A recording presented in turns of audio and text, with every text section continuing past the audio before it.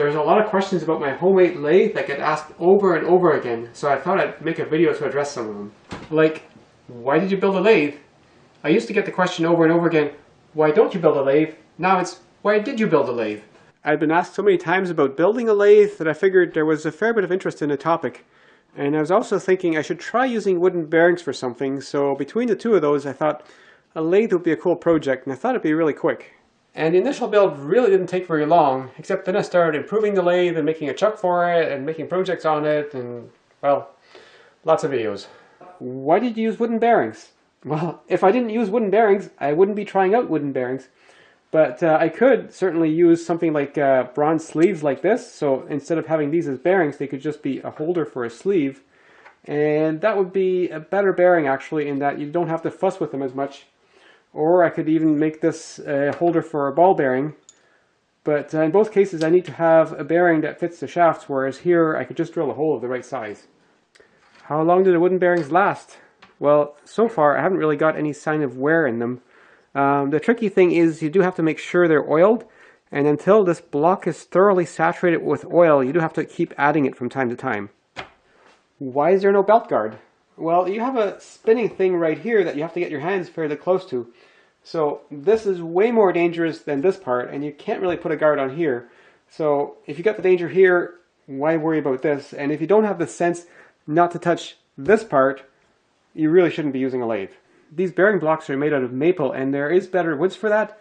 For instance, this stuff, which is lignum vitae, which is an excellent bearing material. But I wanted to see if maple was good enough, and that's why I used maple, and so far it's okay. What CAD program did you use to draw the lathe plans? I used SketchUp. What kind of motor did you use? This is a 1/3 horsepower motor. It's a capacitor run motor. It really doesn't have very much starting torque. It was made for a pump.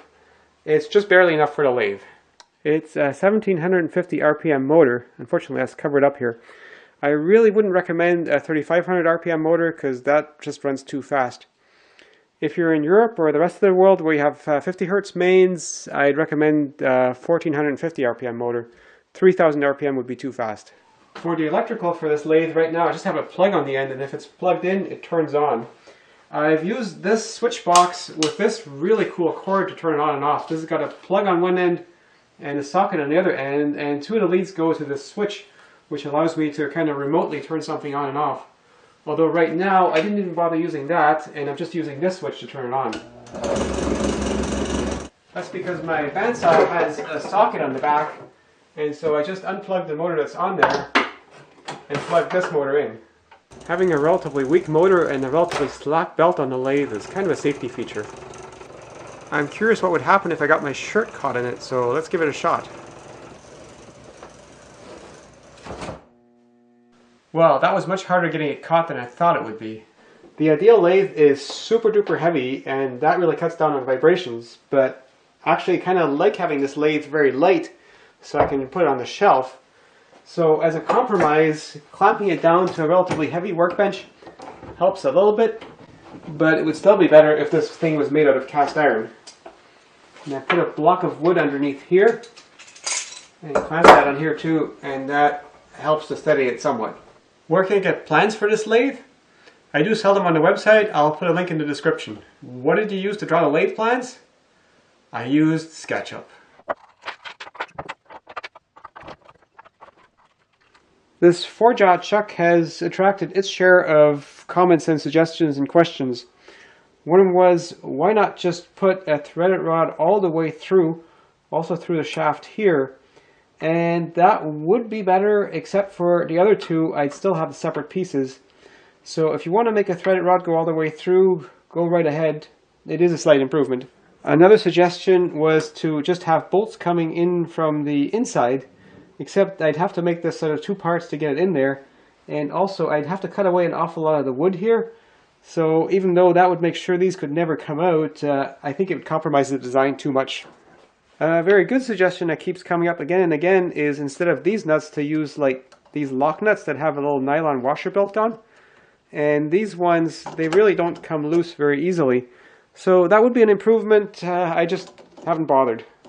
And that reminds me, in one of the videos I broke this nut driver and people suggested I should turn a new handle for it. So instead I just drilled 2 overlapping holes to form sort of a slot mortise with my horizontal boring machine, and the flat part of the driver just fits in there, and that works really well, and it's good enough for me. A lot of people suggested putting a hose clamp or some kind of zip tie around here to keep these jaws from flying off if the nuts come off. But really, they're not actually going that fast, so I'm going to take all the nuts off and just put a rubber band around it, and I'm pretty sure that will hold them quite well.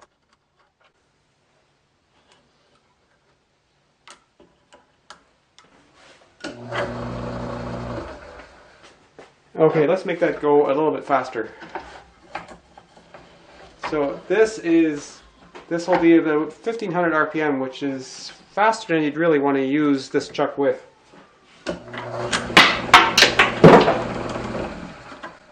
Okay, maybe I should get a bigger rubber band. The thing is, these chuck jaws are not actually moving all that fast, so if one of these were to come off and hit you in the head, it'd be about as bad as if somebody threw it across the room at your head. So you definitely want to be wearing safety glasses, but they probably won't be causing serious injuries. Let's try that again and see how far they fly.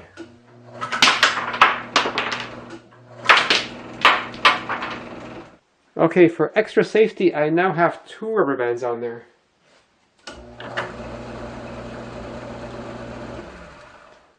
I also rounded all the corners on here, so if they do end up hitting me, it won't hurt as much. Why didn't I make a self-centering chuck? I think that would be pretty much impossible to make it accurate enough and strong enough out of wood. And with a 4-jaw chuck like this, I can adjust the jaws individually, which means I can totally tweak the centering to be bang on.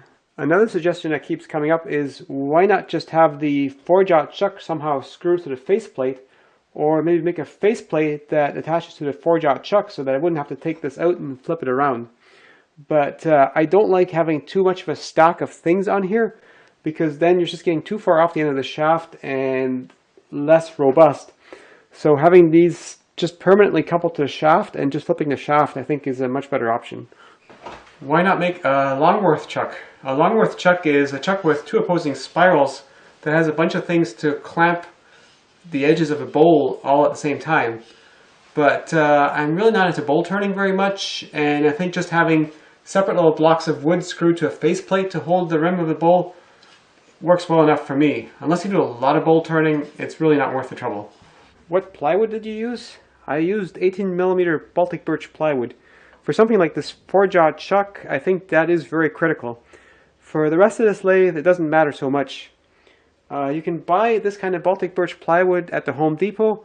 They have it where they sell the handy panels, which are just 2 foot by 4 foot panels. I got a huge amount of flack from machinists about my debauchery of how I mounted this chuck on there. Well, I guess machinists are a very anal bunch. I figured this would be handy, for instance, if I wanted to grind a ring into here, I could just put that in here and then spin that up and just grind against it with an angle grinder. So that works much better than using a drill press, because I have a tool rest right here that I can use, and plus horizontal, it's just much easier to work with. Some people said, why did you ruin a perfectly good drill press chuck with this? But it's not ruined. If I had a drill press with the right size taper, I could still take this off and put it on that sort of drill press. And then other people suggested, well, you could just mount it on there by welding it to the shaft. But the thing with welding is it really distorts the material with all the heat. So at that point, I'm pretty sure it wouldn't be on straight, and I wouldn't be able to fix it. And then my drill press chuck would really be ruined. What software do you use to draw the plans? I used SketchUp. So this lathe has given me a lot of fun. I actually enjoy using this one much more than my big one, even though my big one is probably a better lathe. Part of the problem is on my big one, the spindle is at about this height, and this height is actually a much better height to work with. But a major problem with lathes is you really kind of have to go looking for projects that you can do on a lathe, whereas most of the projects that I build start with a problem, and there's not that many problems that you can solve with a lathe.